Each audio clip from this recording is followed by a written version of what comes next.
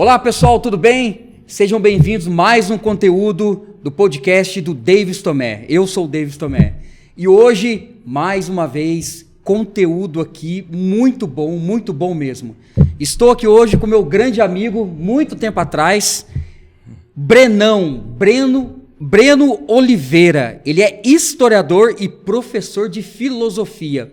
E aí, Brenão, seja bem-vindo, tudo bem? Muito obrigado, Davis, né? Tatal, que a gente já se conhece há muito tempo, né? Aliás, viu eu crescer, né? Fez parte também da minha formação, né? Querendo ou não, formação como um homem, né? Acompanhou esse processo. Estou muito feliz de estar aqui, de estar vendo esse seu crescimento e essa vontade de levar informação, não uma informação rasa, né? Mas levar o conteúdo mesmo, essa proposta de ajudar e fornecer, né, esse conteúdo que de forma...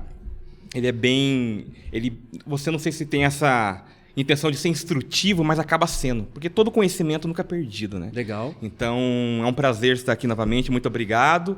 E uma boa noite, né? Um bom dia ou boa tarde, né? Para quem está assistindo, é um prazer imenso estar aqui. E eu chamei o Brenão aqui para participar com a gente, porque o objetivo desse podcast, desse espaço, é trazer cara fora da caixa.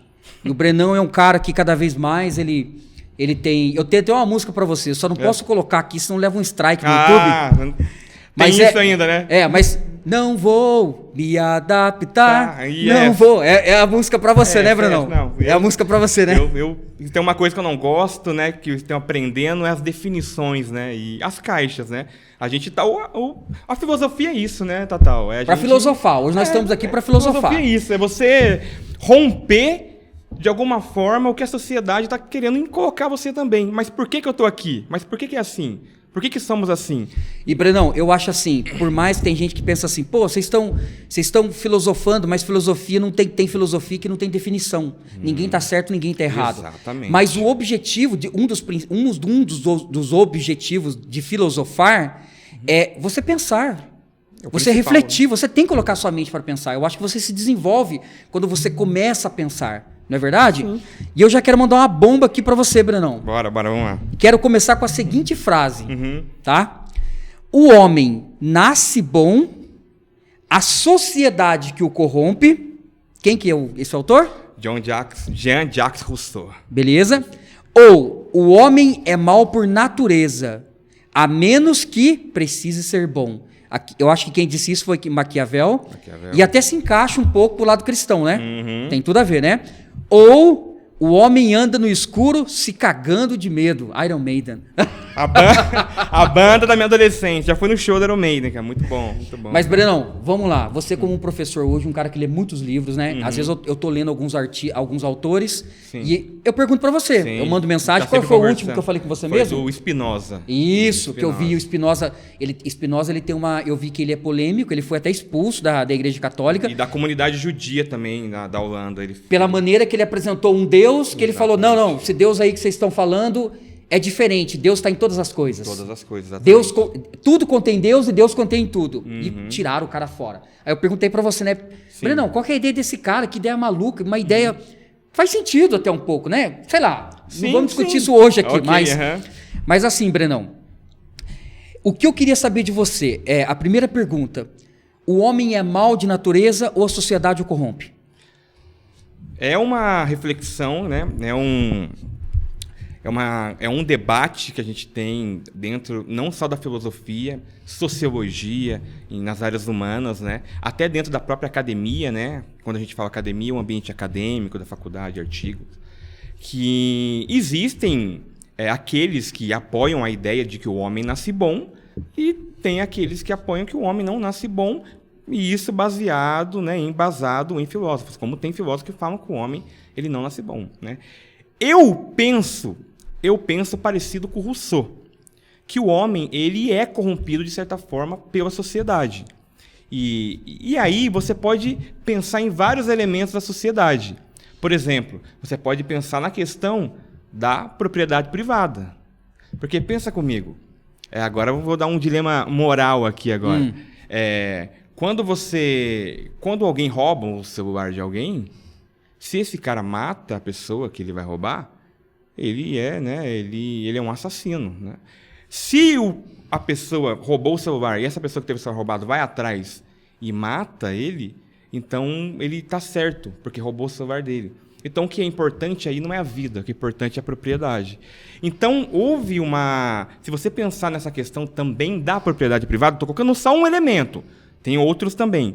Você pode pensar que se a sociedade fosse mais, de certa forma, igualitária, talvez não teria tanta violência. Você acredita nisso? É uma das questões a serem pensadas e refletidas. Dá uma pausa que eu vou comentando, tudo bem? A sua resposta. Brenão, seguinte, você está me dizendo que a Lagoa Azul, lembra do filme? Sim. Todo mundo lembra da Lagoa Azul. Sim. Então, eu acredito o seguinte, eu vou falar para você o que eu acredito, tá? 2 pessoas caíram numa ilha criança. Eu acho que pode haver até uma paz, mesmo adulta, elas vão crescer. 3 pessoas, eu acredito que já aumenta o conflito. Mesmo ela não aprendendo nada com ninguém, só as 3 caíram na ilha desde criança e cresceram ali sem ninguém ter ensinado nada para elas. Sem tecnologia, nada. Lagoa Azul. Eu acredito que o homem já nasce corrompido. Eu acredito devido a isso. Por quê? Vikings, né? O Frok, ele tenta formar uma... Ele viaja, tenta formar uma nova geração, um novo mundo, né? E o que acontece? Ele leva as pessoas para lá, leva uns 10, um já matou o outro. Eu acho que aí ele fica todo... Pô, Deus me mostrou este lugar, é um lugar maravilhoso, um lugar santo. Eu trago as pessoas aqui, olha o que vocês estão fazendo com esse santuário. Ele acreditou que era um santuário, sei lá, alguma coisa assim. Então, agora você pode continuar, mas eu tô dizendo para você que eu acredito, né? E a Bíblia também, no assunto aqui não é religioso, mas o cristianismo também defende que o homem, devido ao pecado, nasce corrompido, vamos dizer assim. Eu não consigo acreditar, Brenão, que o homem nasce bom sem se corromper. Aí, Tatal, é interessante a gente pensar, porque é um argumento que é extremamente válido, né? Porque realmente você até trouxe algo da ficção. Eu quero trazer também, tem um filme que, se eu não me engano, o nome do filme ele é O Menino Lobo. Sim. Enfim, é um filme francês. Inclusive o Mowgli, ele é meio que baseado nesse filme, que foi algo que aconteceu de fato, né? O filme não é extremamente verídico, mas houve um acontecimento de uma criança que cai na floresta e é cuidado por lobos, entendeu? O que acontece com esse menino? O que o filme retrata? O filme começa com encontrando o menino, já numa idade de 7 a 8 anos, e esse menino ele age como lobo. Ele age exatamente como lobo. Por quê? Ele foi construído, ele foi educado por lobos. Por que isso aconteceu? Porque os lobos cuidaram desse menino. É um assunto também que mais complexo, a gente não vai entrar. Mas a questão é que ele começou a agir como lobo. E quando ele é colocado lá no instituto, na escola para ressocialização, ele não consegue agir como ser humano. Inclusive que ele sofre, os meninos judiam dele também. Tá? Puxam o cabelo dele, judiam dele também. E ele se defende, em certo momento ele se defende. No jeito animalesco que ele tem, que ele aprendeu com os lobos. Então, dentro da filosofia também, né, dentro dessa questão ontológica, né, quando a gente fala de ontologia, a gente tá falando de uma área da filosofia que estuda o ser, né, o que é. E a frase do Rousseau, né, a gente também tem que pensar a questão da razão, né, a gente está falando aqui de que o homem ele é, de certo fato, racional também. A gente está entrando em várias áreas da filosofia em uma só frase. Tudo aqui, exatamente, né? Exatamente. Mas o que eu queria dizer é que, por instinto, esse menino que é criado por lobos, ele não ataca. Ele não ataca os meninos assim. Ele age como lobo. Ele pode ser até mais agressivo, porque ele aprendeu com os lobos. E aí você vai pensando na construção, como ele foi construído. No Flock, ele leva um grupo de pessoas, mas é um grupo que já foi construído, de certa forma, já tinha uma cultura. Eles já estão dentro do ambiente. E aí, quando você é construído, você tem que levar em conta aonde você está, o grupo que você está, geograficamente que você está, tudo isso influencia o que você é, a construção do que você é. Pela razão, a gente consegue romper isso também. Isso é importante a gente colocar aqui.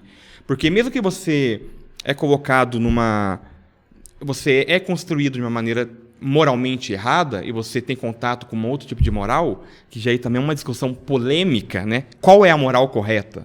Porque você falou da Bíblia, mas por que a moral cristã é correta? Porque ela é. Se quando a moral cristã vem para o Brasil, ela vem de uma forma violenta para os indígenas que não conheciam a moral cristã, mas estavam vivendo em paz, certas tribos, que tinha também guerras e tudo mais. Então, a questão da moral também, só para a gente não ser muito prolixo aqui, que a gente vai acabar entrando em outros pontos, né? Então, não vamos entrar tanto na questão da moral também.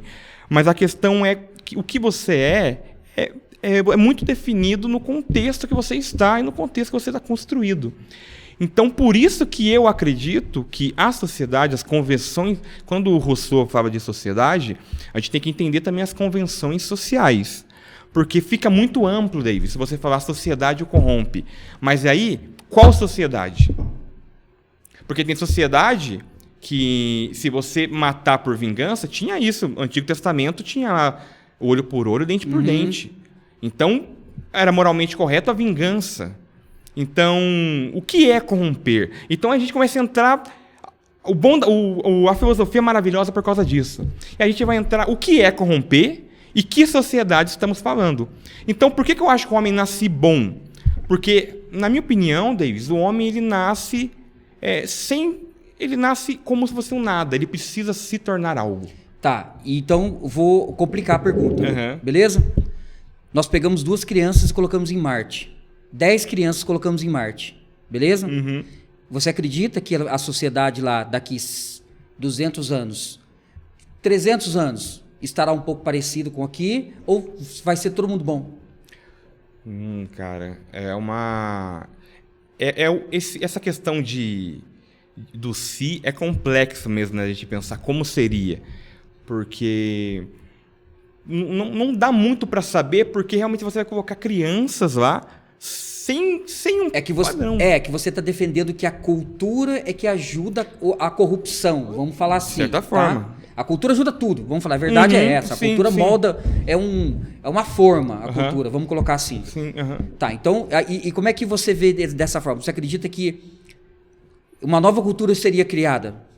Uma nova cultura seria criada. O difícil é definir qual cultura seria. E mas eu não acredito que teste desse? Nem é possível fazer um teste desse, né? É porque é até interessante a gente pensar, Tatal, porque se você pensar no mito da criação cristão, né? Eu vou falar mito aqui, não estou desrespeitando a crença de quem crê na criação literal, tá? Estou falando aqui como um filósofo mesmo. Então, como toda sociedade tem um mito criador, o nosso mito cristão, Adão e Eva, o que acontece no Adão e Eva? Quando que começa, quando que as coisas começam a se corromper? Quando surge uma serpente lá para falar. E se a serpente não sopra no ouvido de Eva? Seria tudo maravilhoso até hoje? Então, essas questões, se a gente pensar nisso... Precisou ter esse elemento para corromper. Ah, entendi. E se não tivesse a serpente, eles iam comer? Porque a serpente que teve que falar para Eva: se eu vou comer, você vai ter, você vai viver para sempre e tudo mais. Teve um ponto ali, entendeu? Então, me faz defender o Rousseau, me faz eu defender a posição do Rousseau, em acreditar que as sociedades elas já estão construídas, então ela já tem uma corrupção nelas e, em certo ponto, ela acaba corrompendo aqueles que nascem nela conforme eles são criados, conforme eles nascem e tudo mais. Entendi. Você falou uma coisa aí de racional e irracional. Você acredita que somos racionais? Eu acredito Até que somos racionais. Posso dar um exemplo antes de você respeitar? Sim.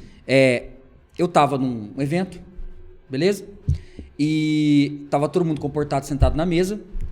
E a hora que no evento falaram assim: pessoal, o almoço está ali, todos podem comer. Tinha 100 pessoas, 100, 200 pessoas.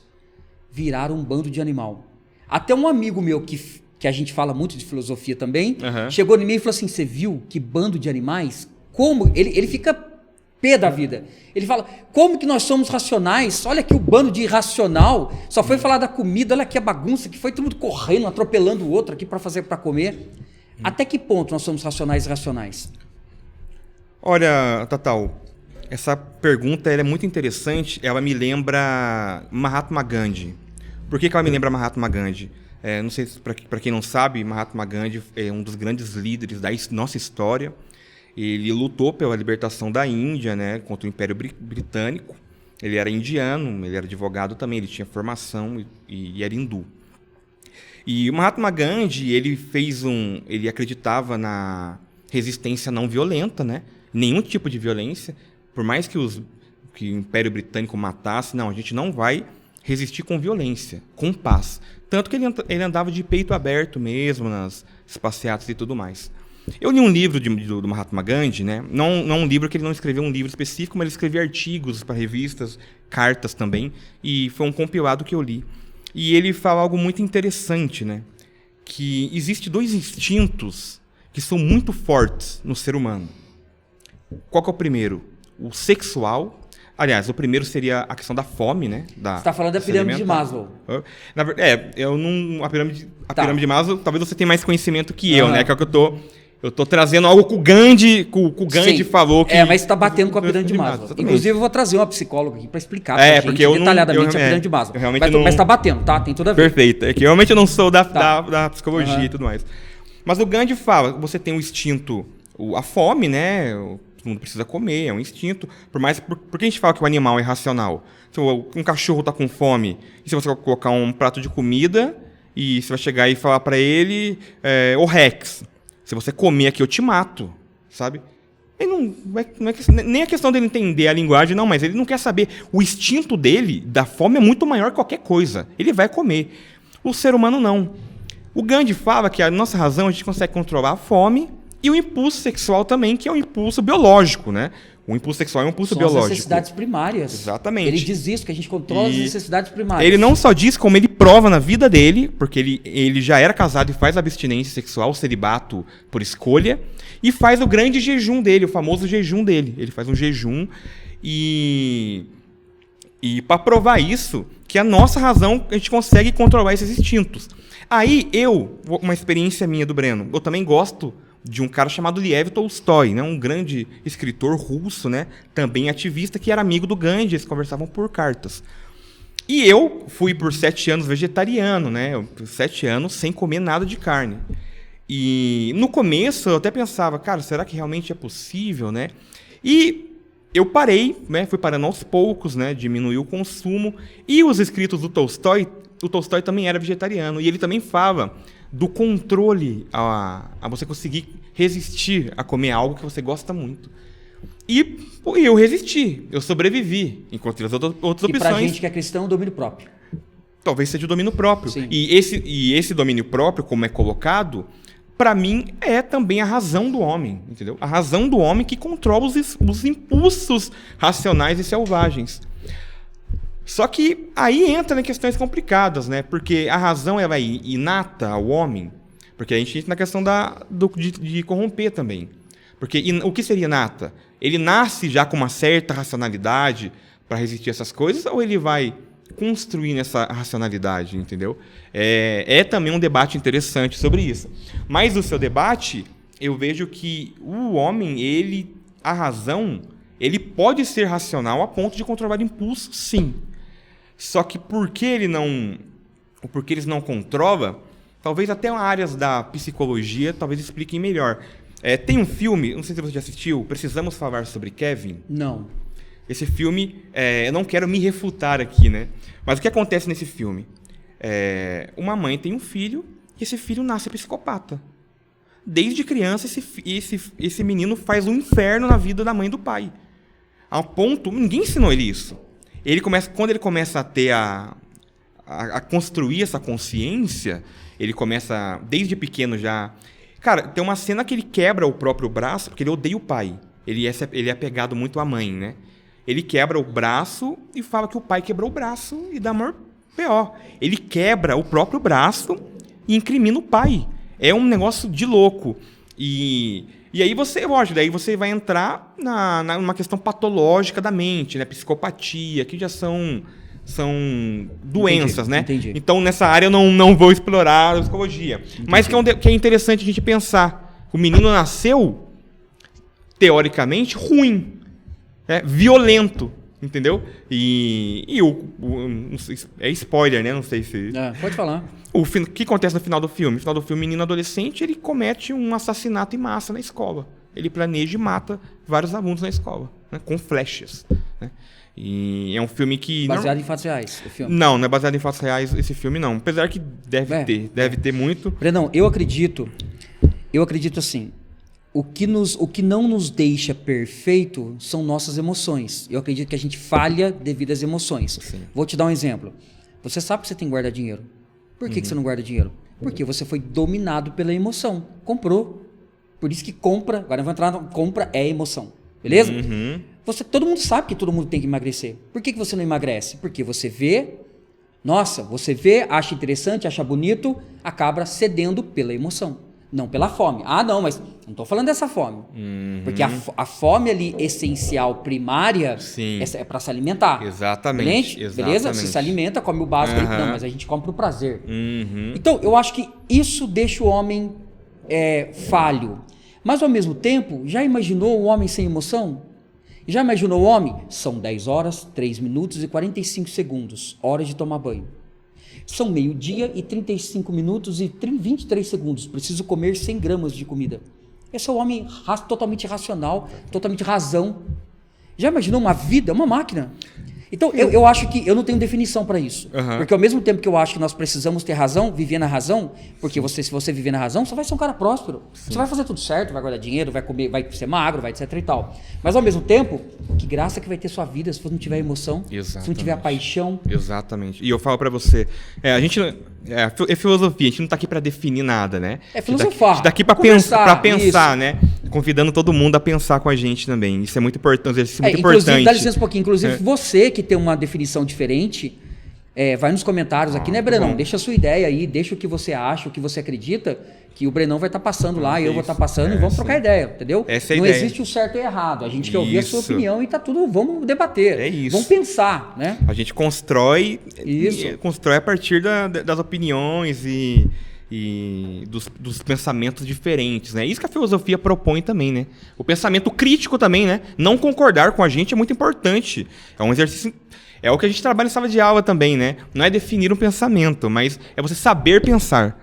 É diferente você definir o que você tem que pensar com aprender a pensar. Quando você aprende a pensar, é o que a gente chama de pensamento crítico. É você ouvir e não concordar. Mas aí você fala, por que eu não concordo? Eu sei porque eu não concordo ou eu tenho que estudar? Porque às vezes a gente tem que estudar também para não concordar. Sim. Né? Eu não concordo com isso, mas eu já tenho algo ali que eu já estudei, construído para não concordar, ou às vezes eu tenho que estudar. E isso é importante, eu vou estudar também para não concordar. Sim, vou te dar um exemplo, tá? Eu assisti um podcast esses dias de 3... Nossa, eu esqueci a palavra agora. Tem as pessoas que acreditam que...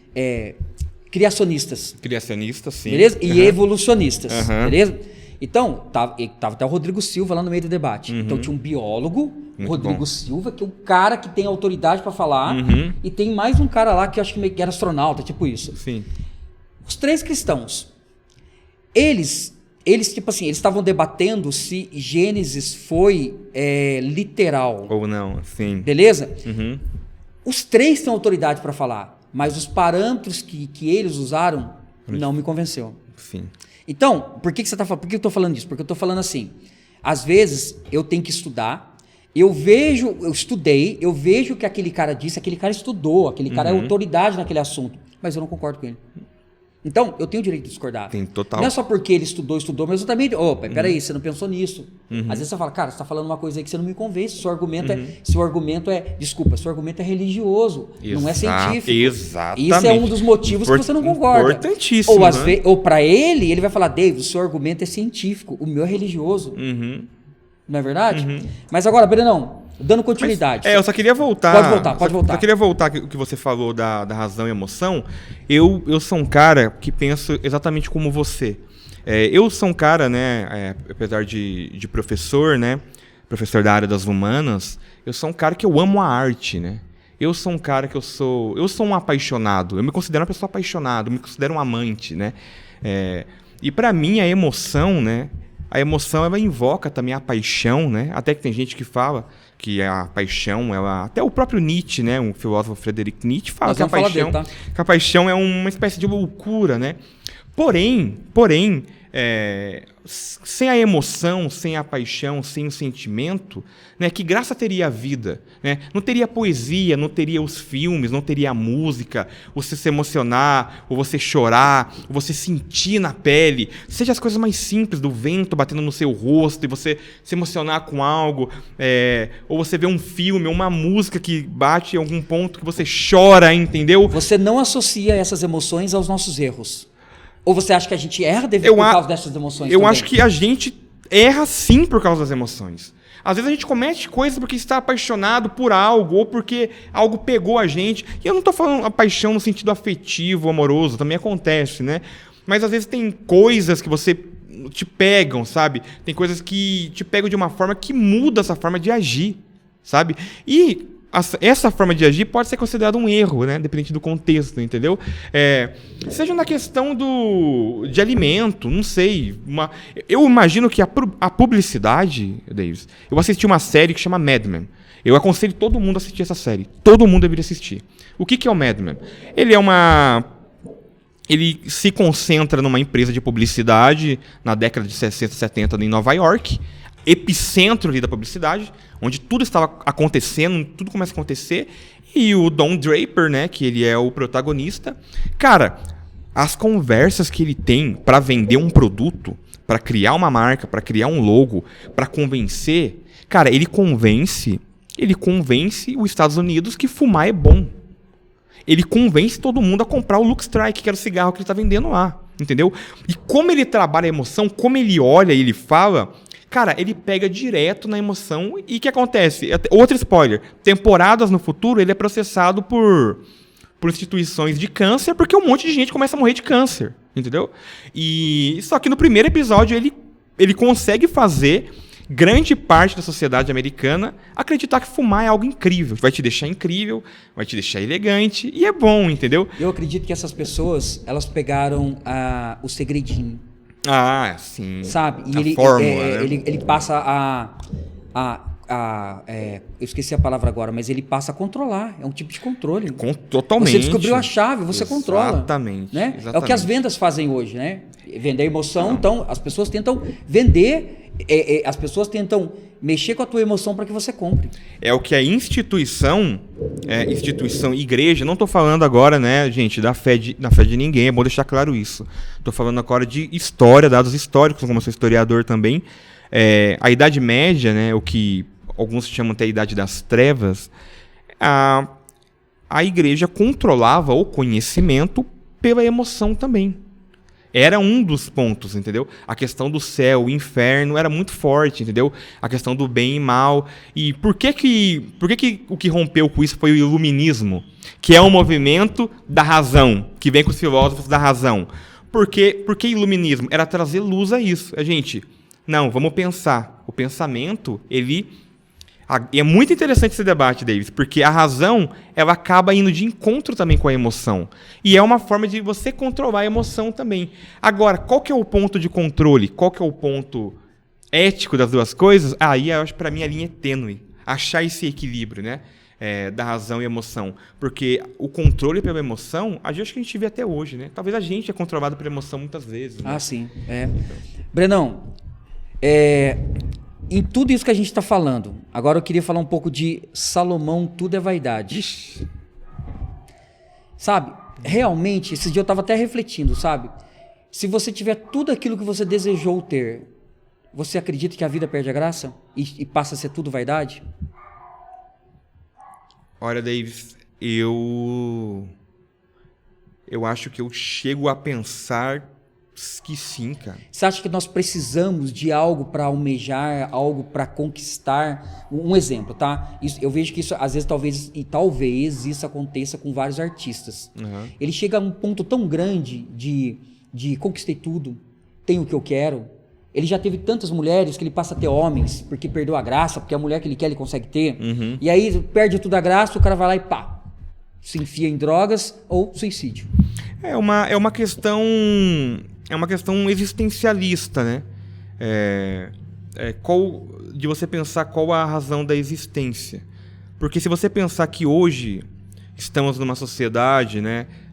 Até pensando na época de Salomão, tinha a questão dele ser um rei, a questão das riquezas, tinha a questão de tudo mais. E você não ter bem claro para você, eu acho que um entendimento ou razão da existência, eu acho que você acaba colocando, sim, o sentido e a razão nas coisas. Não só nas coisas, mas na questão de querer ter as coisas. O filósofo Schopenhauer, ele fala que a vida é dor e sofrimento. Por quê? Ele fala que a dor, ele entra na questão do tédio também, né? Na questão na verdade, desculpa, eu me confundi. Ele fala que a vida é dor e sofrimento, mas ele fala que a gente vive isso, essa dor e sofrimento, numa ânsia de ter as coisas e depois no tédio de se ter. Sabe? Eu acredito nisso. Então, é um filósofo extremamente importante, Schopenhauer, e ele fala que a gente vive nessa ânsia de ter, o sofrimento. A ânsia de ter. Quando tem, é o tédio. Eu já tenho. E aí perde a graça. Almejar outra coisa. Outra coisa. E quando você conquista tudo como Salomão, e aí? E aí você entra nesse dilema existencial, né? E o que é realmente a razão da existência? Se eu já conquistei tudo, vou acabar com a minha existência? Então, você acha que nessa frase dele, tudo é vaidade, é uma frase de tudo perdeu a graça, porque não tem graça, nada tem mais graça. Você acredita que é nesse sentido? Eu acredito nesse sentido. Eu preciso lembrar bastante o contexto, né? Mas ele, lembrando aqui até de Eclesiastes, né? Que ele fala que na vida tudo meio que perde um sentido quando você tem, assim. Eu imagino nesse ponto, sim, né? Que invoca o Schopenhauer, né? O tédio de se ter, entendeu? Eu já tenho. Eu queria tanto algo, agora eu tenho. E aí você entra nesse dilema da existência. Você tem que achar outra coisa para você almejar. Para você almejar. Parece até que... Agora, ele não falou isso, né? É um pensamento meu. Parece que esse meio termo seria um ideal para a vida, né? Seria você almejar algo, mas não ter tudo de fato, para você ter esse impulso de almejar. É uma linha que você pode seguir. Mas eu acredito sim que existe sim um tédio de se ter as coisas. E também vai muito do significado que você coloca nisso também, né? Porque se você... É a grande pergunta da vida, né Davis? Tem até eu adoro o Provocações do Abu Janra, ele termina perguntando o que é a vida, né? E se a gente parar e pensar pra gente, o que é importante na nossa vida, né? A nossa existência, que é, eu quero ser rico, o cara fala. Eu quero ser rico e poder viajar o mundo. E se amanhã ele ganha na loteria e ele fica rico e viaja o mundo, e aí? Mas e aí? O que você vai fazer depois, entendeu? Por isso que a gente precisa de um exercício de ter alegria nas pequenas coisas. Exatamente. Né? Em tudo que está ao nosso redor, você... parece bobeira que eu vou falar aqui agora, mas você fazer uma caminhada e você você valorizar até a planta que está ali do teu lado. Exatamente. Sabe? Você tentar... Não estou falando para você não sonhar, almejar essas coisas. Não. Mas eu digo assim, se você fizer um exercício de valorizar aquela simples plantinha que está ali, que é uma vida, vamos colocar assim, é um ser que está ali, algo que existiu no universo, que veio a existir, para quando você tiver tudo aquilo lá, você também sabe valorizar aquilo ali. Então você não vai ter essa sede de eu quero sempre mais, nada tá bom. Chega uma hora que nada tá bom mesmo. Sim. Não tem mais o que fazer ficar bom. Eu acho interessante, né? Lembrando de outro filósofo, Jean-Paul Sartre, né? Que ele vai tratar muito da questão existencialista, né? Da razão da existência. E ele fala, vou ser bem reducionista agora na teoria dele, mas que a vida ela não tem uma razão específica da existência. Aí você pode pensar, mas isso é muito pessimista, muito ruim.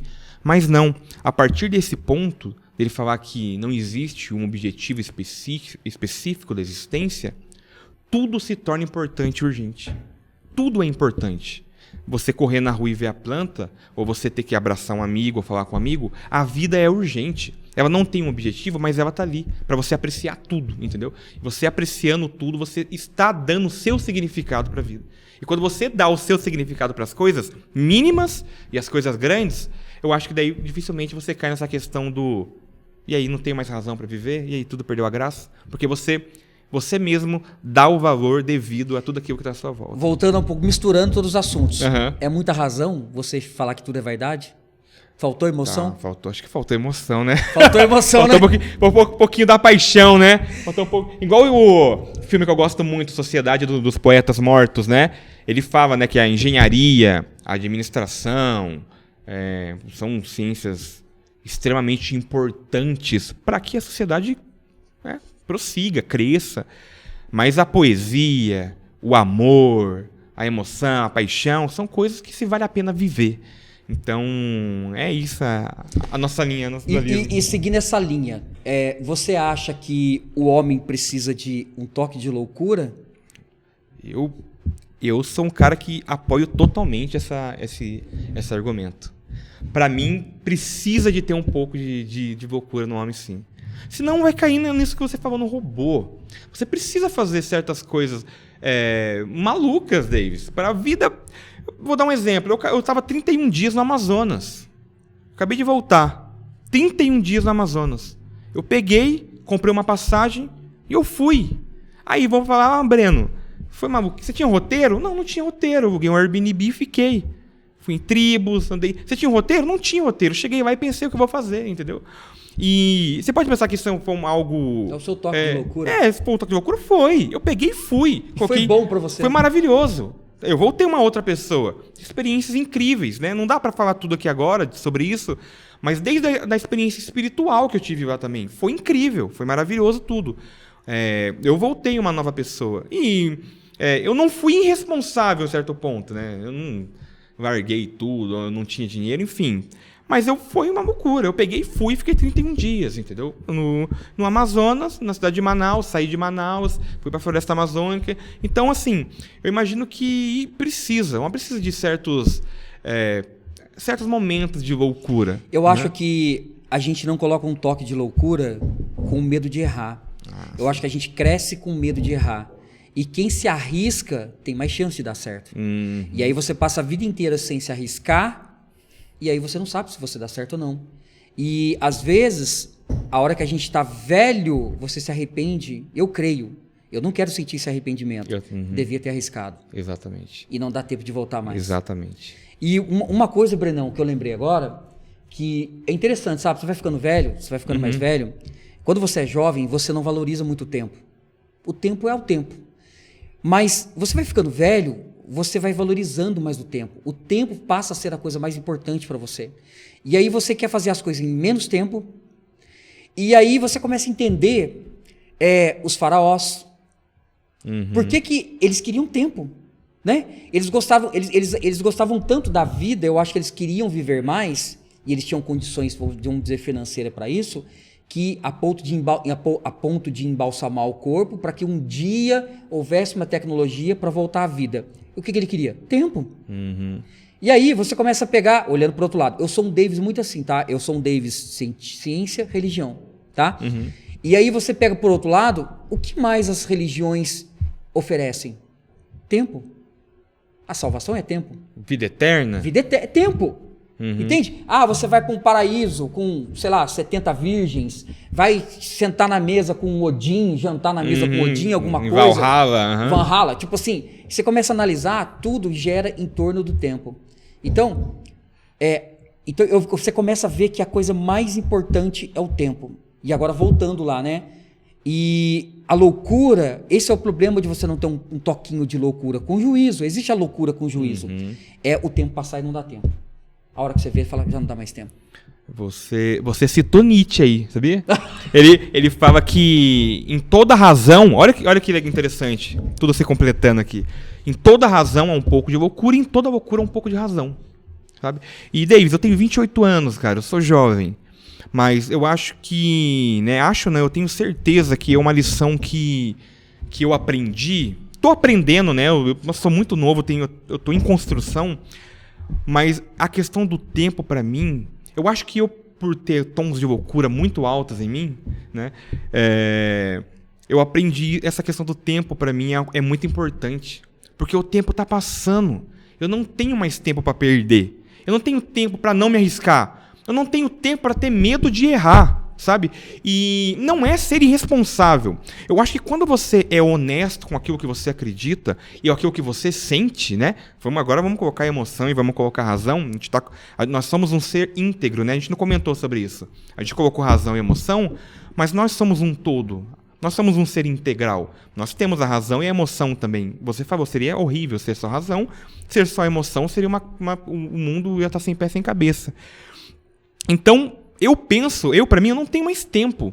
Então, eu sendo honesto com o que eu sinto, eu sabendo o que eu penso, eu vou fazer aquilo que eu acredito, sabe? Se eu errar, eu vou ter a maturidade de aprender com aquilo. Analisar, razão. O que eu aprendi com isso? O que de fato foi errado ou não foi? Sabe? E é errado mesmo? É errado para quem? Foi errado para mim ou é errado para os outros? Por que é errado para os outros? Por que foi errado para mim? Isso para mim é aprendizado de vida, Davis. É uma coisa assim, né? Vou dar um exemplo. O cara comete um erro, aí você fala, pô, você errou. Aí ele fala assim, mas você tomou a decisão errada. Ele fala, então, mas para mim é a decisão certa. Exatamente. É complicado isso. Exatamente. Né? E eu costumo dizer uma frase assim, eu tento falar essa frase para mim. E para as pessoas mais próximas eu sempre falo, eu não quero ser um mestre em acertar. Ah, o cara é mestre, ele sempre acerta. Não, eu quero ser um especialista em recomeçar. Exatamente. Recomeçar. Exatamente. Sabe, você sempre acerta? Não. O que você é? Eu sou especialista em recomeçar. Por quê? Porque o recomeço vem de erro. Sim. E o cara que sempre erra, chega uma hora que não tá nem aí mais para errar. Mas ele recomeça. E eu acho que é aí que você começa a prosperar em todos os sentidos. Em recomeçar. Não é verdade? E nesse sentido, você acaba se encontrando. Porque, Davis, eu tenho muitos amigos na minha idade, por exemplo, que eles não sabem realmente se eles estão fazendo ou o que eles querem fazer da vida. E aí eles se perdem, né? Eu acho que isso é uma reflexão filosófica que eu tenho, né? Que eles não sabem quem é eles. Tipo, quem sou eu de fato, sabe? Porque, vou tentar elucidar melhor, né? Eu sou o Breno, né? Chegou um certo momento da minha vida, poucos anos atrás, que eu entrei numa crise de quem é o Breno. Por quê?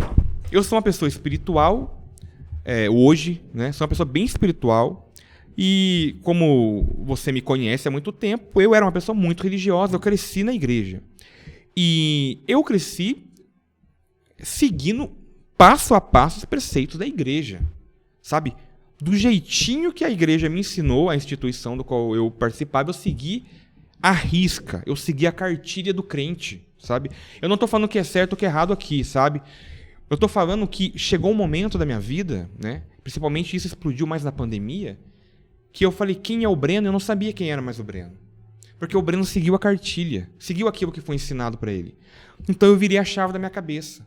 Eu falei, não, agora eu vou fazer o que eu acredito, né? A partir de leituras, a partir de ouvir pessoas. A gente vai sendo se construído, a gente vai aprendendo.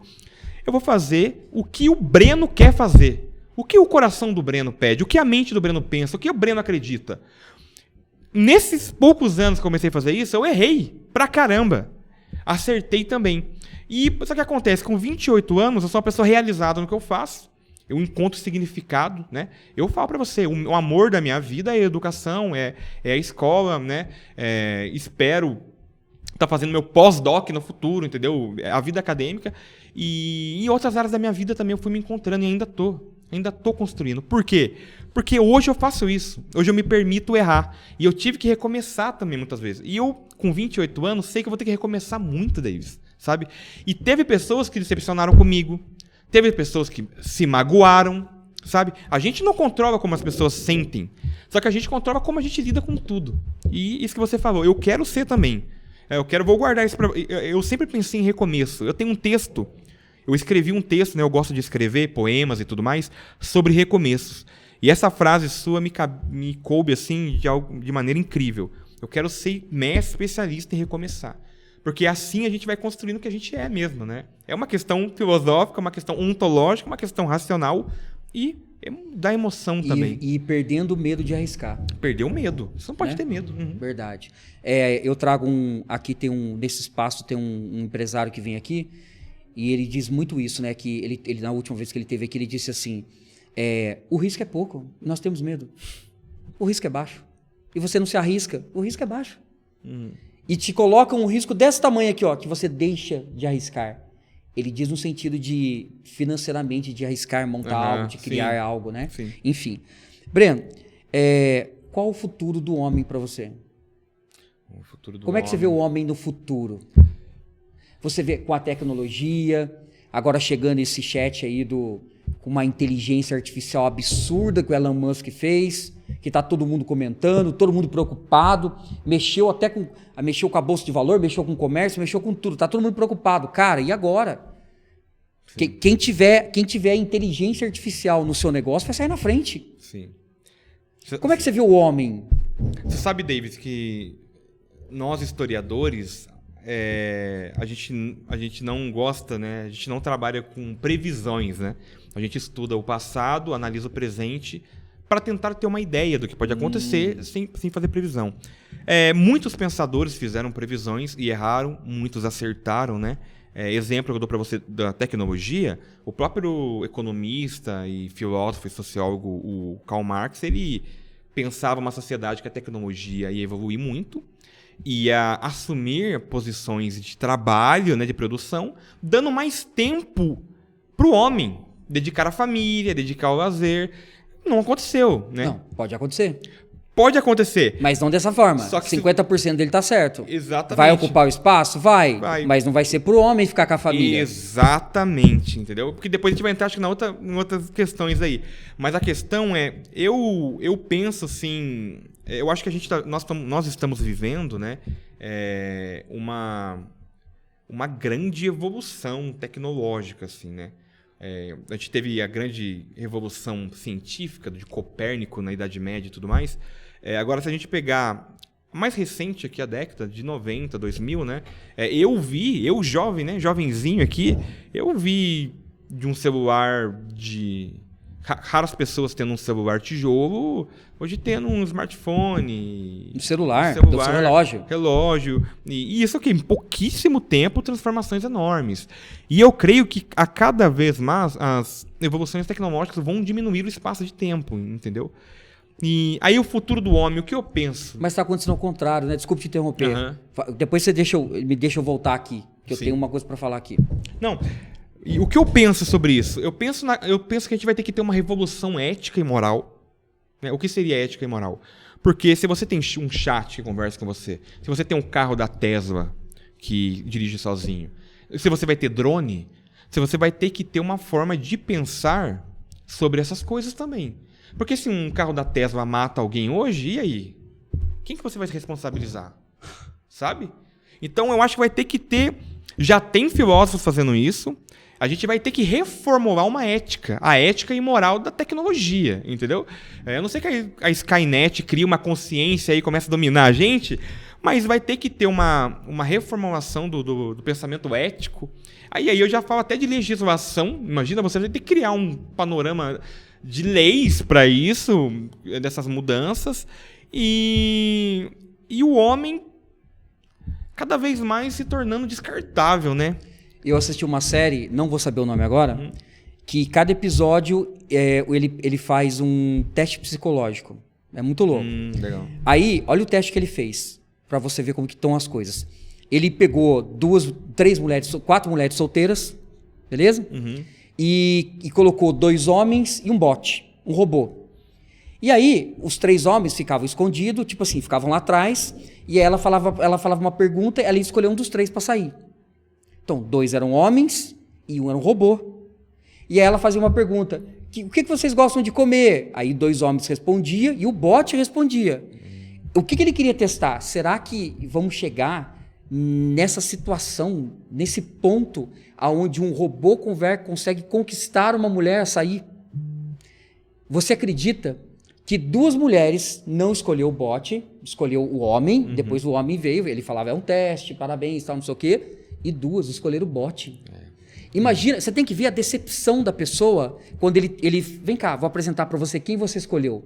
Esse aqui não foi, esse aqui não foi, esse daqui mostrava um computador. Nossa. A pessoa sentia um lixo, porque ela pensava assim, eu estou tão carente a ponto de acreditar num chaveco de um robô.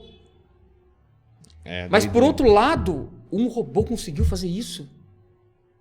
E não era um robô inteligente, porque ele dava algumas perguntas ali algumas respostas que não tinha nada a ver com o que ela perguntou, e ela achava engraçado. Nossa, como que ele é divertido.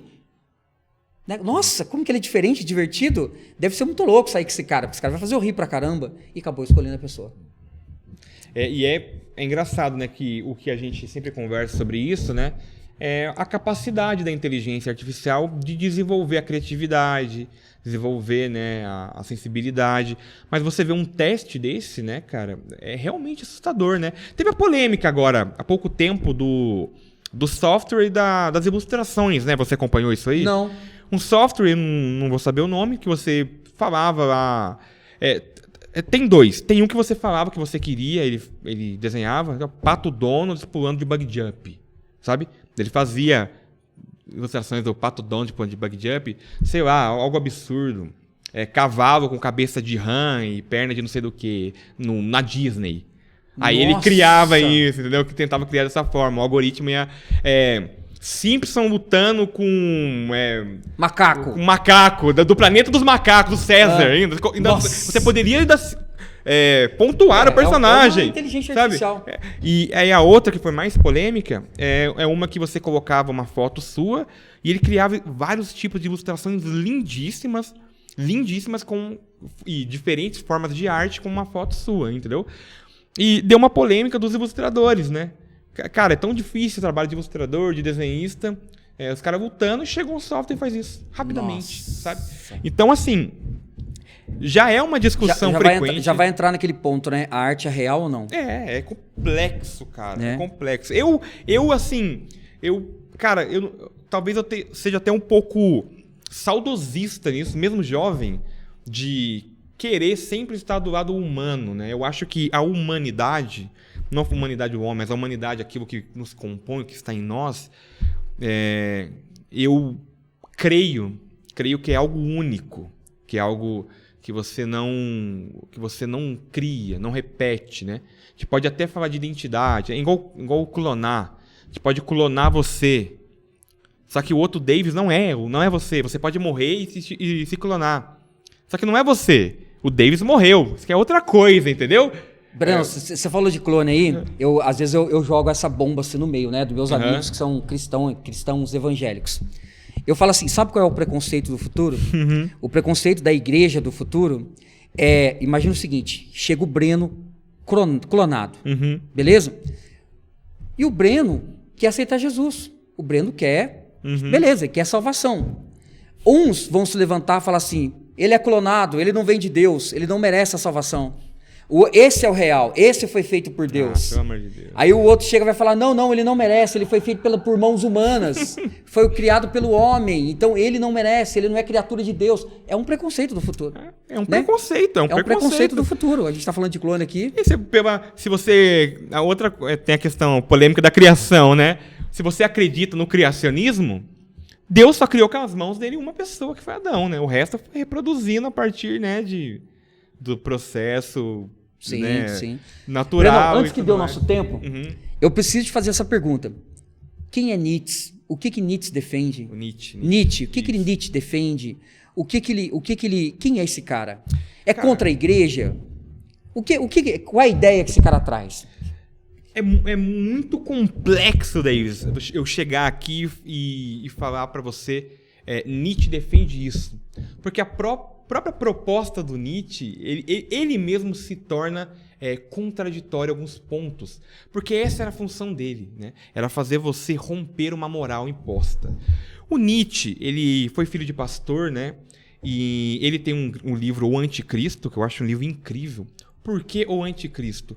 Se você ler, você vai ver que o Nietzsche gostava de Jesus, cara. O Nietzsche gostava de Jesus. O que ele critica é a moral cristã, que vem no pós-Cristo, vamos dizer assim. No pós-Cristo foi criada uma igreja, né? A igreja que a gente chama de instituição igreja, e essa igreja criou uma moral, e essa moral era uma moral violenta. Aí ele vai entrar na questão de desejo, ele vai entrar em questões até da razão também, da loucura, que a igreja vai impor uma moral controladora, que isso é violento para o homem, não é natural. Ele vai falar que a moral que esse cristianismo traz é antinatural, negando a sua própria humanidade. Porque o ser humano, ele tem a sua emoção, ele tem os seus impulsos, e a igreja vem com uma forma violenta mas de você não segurar acha, isso. mas pensa bem, você não acha que para que servem as leis? Para que servem as regras? Senão vira uma bagunça. Já imaginou o homem sem lei, sem regras? Imagina o homem sem igreja. Imagina o homem sem cristianismo.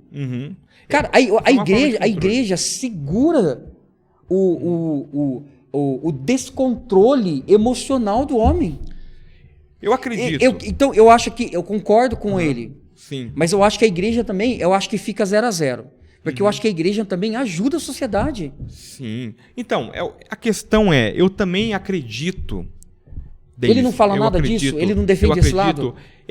É porque, assim, ele vai defender até Deus em certo ponto. Apesar que ele vai falar que Deus está morto, mas é uma frase muito tirada de contexto, né? Eu falo o seguinte, um dos livros mais difíceis do Nietzsche, eu estou relendo ele, porque é realmente difícil, né? Até para mim, que é o Assim Falou Zaratustra, né? Eu falo que esse livro, né, quando você lê ele, você vai falar que o Nietzsche é cristão, se você lê o Zaratustra.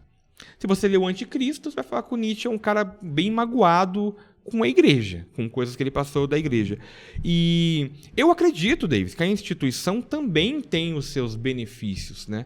Só que a maneira coercitiva que a igreja impõe a sua moral, para mim, né? Agora nem estou falando eu não vou entrar na questão contemporânea, eu não vou contextualizar para hoje.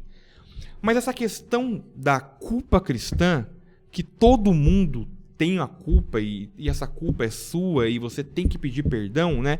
Tem até a história de um missionário que chegou no Pajé, lá na Amazonas, e falou para ele, você tem que pedir perdão para Jesus, tá Jesus. Ele falou, eu sou índio, pedir perdão para quê? Proteja a floresta, a gente cuida de estar bem aqui. A gente não tem culpa não. Pode orar aí, ora por mim, eu acho bom. Eu pedi desculpa para quê? Sabe? A gente tá fazendo bem aqui, sabe? Você pedir desculpa. Quem matou Jesus foi o branco. Foi vocês que prenderam ele na cruz. Eu não fiz nada pra ele. Eu até gosto dele, do que vocês falam dele. Então, eu acho que essa questão da culpa cristã, de impor essa questão de... eu preciso pedir perdão. Eu tô sempre em débito com algo que eu nem sei o que é. Eu nem sei o que é que eu tô em débito. Mas eu preciso. Ela vem com uma maneira... como ela foi imposta na história, de uma maneira violenta que você... não só tem que pedir perdão por isso, como você tem que quase que se autoflagelar por isso. E o autoflagelar também é você ir contra alguns impulsos também naturais. Aí, a gente emboba todos os nossos assuntos, né?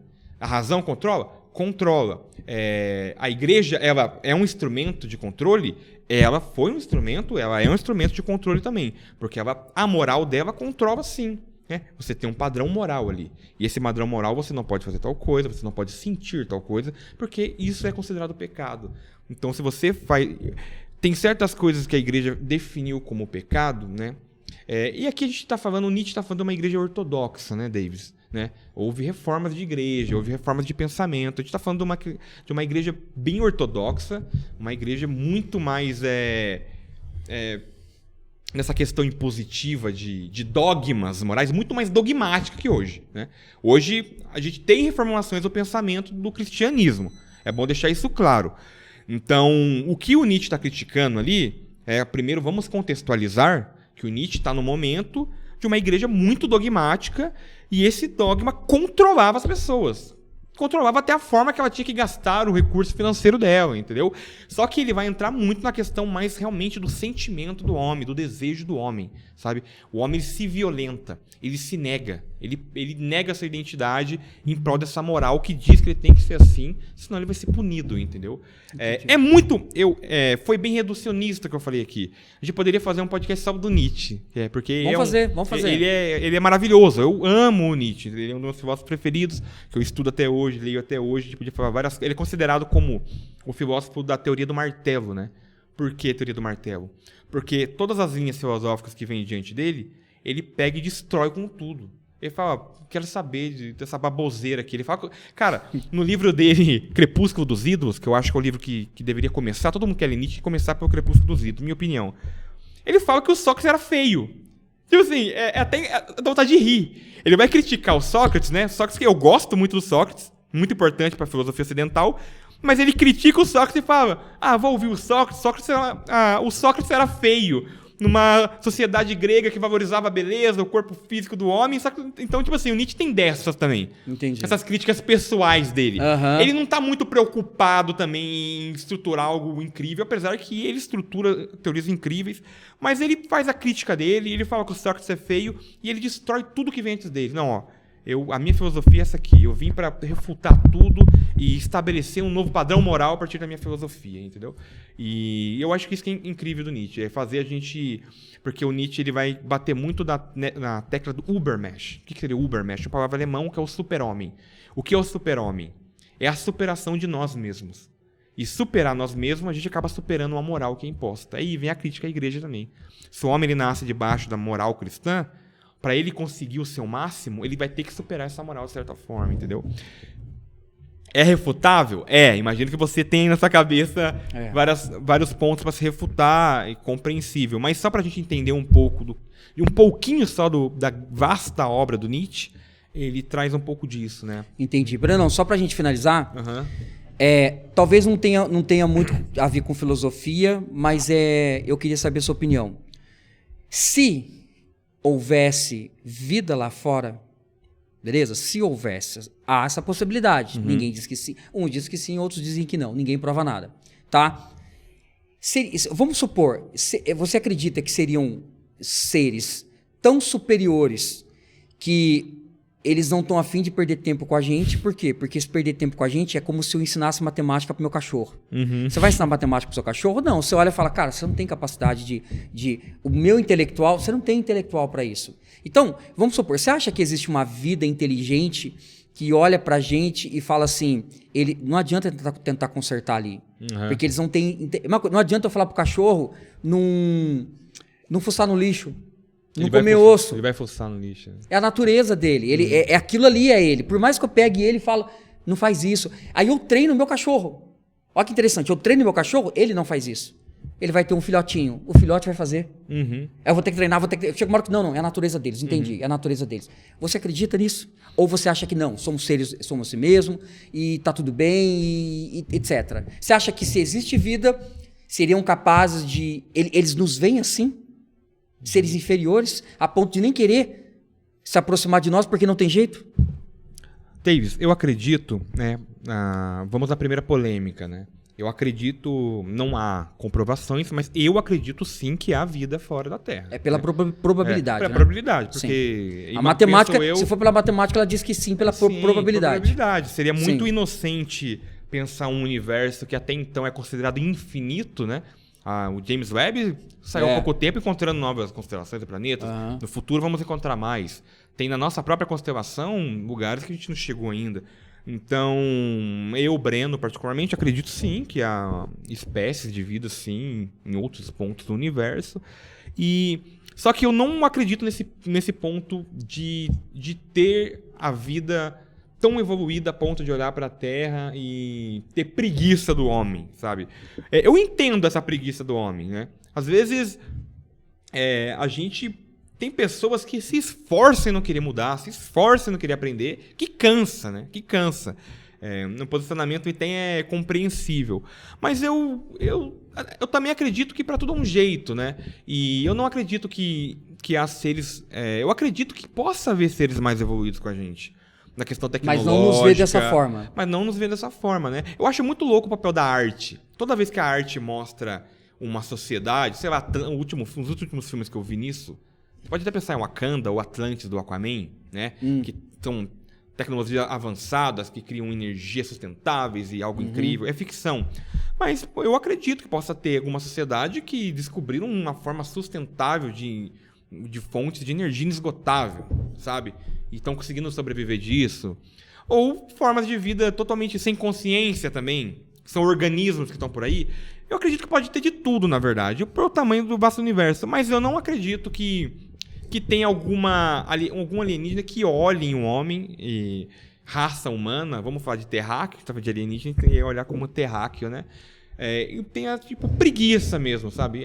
Não dá, não. Acho que a gente está observando eles. Eu entendo eles ter preguiça. Mas acho que tem pra dar um jeito, até dá para dar um jeito, né? Então, Eu acho que eu não sou dessa posição mesmo. Não tem como ir ali ensinar eles, porque vai continuar a mesma coisa, sabe? Eu acho que... Não é por esse lado. Eu acho que dá, ainda até dá. Talvez tenha que não sei, né? Vou ser polêmico aqui não, Senão vão falar que eu tô, né? No politicamente correto, né? Eu não apoio nenhuma ideia. Mas... Eu queria falar com você sobre socialismo, mas eu vou pedir pra você voltar outro dia pra gente conversar sobre Perfeito. isso. Beleza? Perfeito. Muito obrigado, galera. Estive aqui com o Brenão, nosso amigo aqui, amigo de infância, que hoje é historiador e professor de filosofia.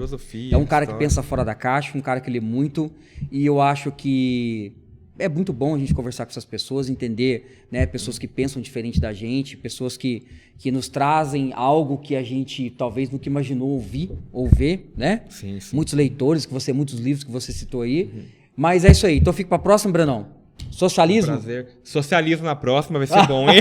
Vai ser bom, hein? Socialismo, capitalismo. Vamos entender de vez isso aí. Isso aí. Beleza? Por que ser e por que não ser? Muito obrigado. Valeu. Até a próxima. Valeu, pessoal.